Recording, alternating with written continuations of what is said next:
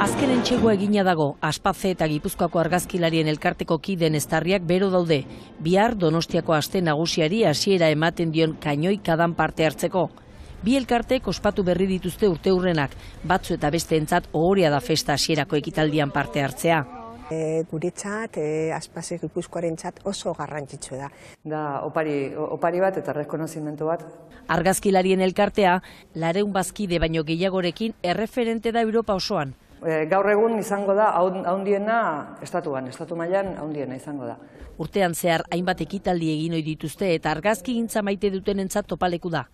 Aspaze berriz, buru paralisia duten pertsonen eta euren familien bizikalitatea hobetzeko Gipuzkoan lan egiten duen elkartea dugu, eta festetan ere euren errealitatea agertzea garrantzitsua da.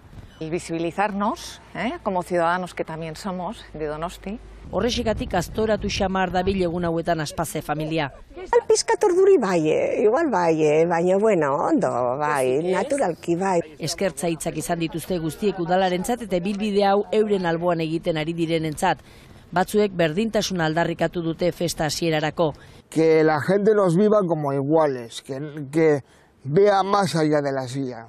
Besteek ilusioa. Ilusio handikin parte hartuko dugu eta, bueno, pues, artillero, dale fuego.